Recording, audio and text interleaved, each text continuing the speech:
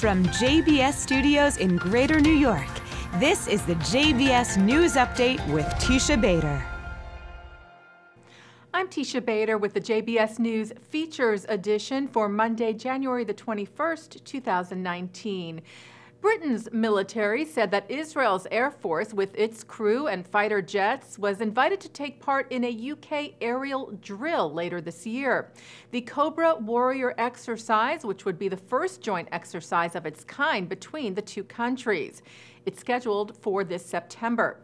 Israel's Air Force has worked together with the Royal Air Force before. The Jewish Chronicle reports, for instance, that Israeli Air Force pilots were in the UK for training last year, but did not fly in their own aircraft at that exercise, and that this exercise would be a first. The RAF is expected to go to Israel next year to take part in Blue Flag 2020, the first time they would openly train in Israeli airspace. 20 students from Yeshiva University spent their winter break in Israel last week to engage with alumni from the school who are now leaders in the Israeli technology world. The group also met with top entrepreneurs in the country to hear about opportunities in the startup nation.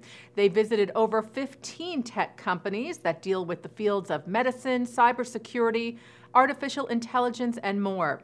YU alumni that met with the group hail from leadership positions at such companies as Innovation Africa, Our Crowd, and Wix.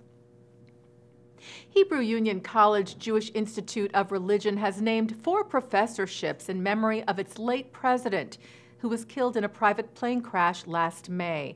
The Aaron D. Painkin professorships will be funded by a $12 million endowment contributed in memory of Painkin, who led the Reform Movement Seminary from 2014 to 2018. The professors each teach at the HUC-JIR's campuses in Cincinnati, Jerusalem, New York, and Los Angeles, respectively.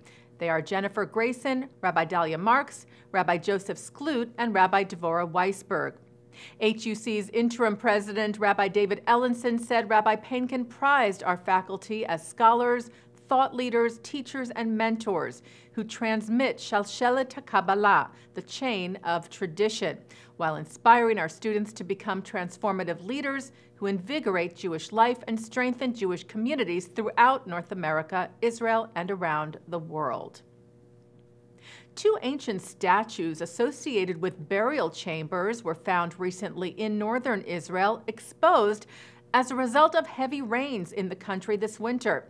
2 women were taking a walk near the city of Beit She'an and saw the limestone statues sticking out of the ground and alerted the Israel Antiquities Authority, which sent a team to dig up the funerary statues, which are said to be from the late Roman period, between the 3rd and 4th centuries CE.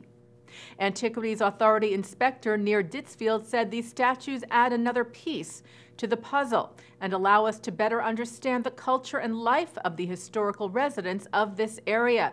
He said they belong to all residents of Israel, and now we can all enjoy them and learn of their historical relevance. Welsh crooner Sir Tom Jones announced he will be heading to Israel this summer. The 78-year-old last performed in the country in 2017. He will be back taking the stage in a concert in Tel Aviv on July the 3rd. And American pop singer Madonna is reportedly in talks to perform in Tel Aviv this May as part of the Eurovision Song Contest. The 60-year-old has performed in Israel a number of times and is now said to be working out the terms of her possible participation. Israel is hosting the annual international competition this year after its Netta Barzilai won the Eurovision last year.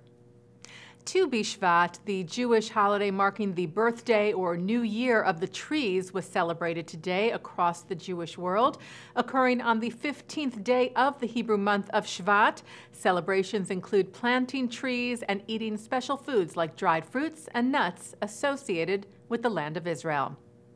And that's the JBS News Features Edition. I'll be back with the regular JBS News Update tomorrow, Tuesday. Wishing you a happy Tu B'Shvat and a meaningful Martin Luther King Jr. Day. I'm Teisha Bader.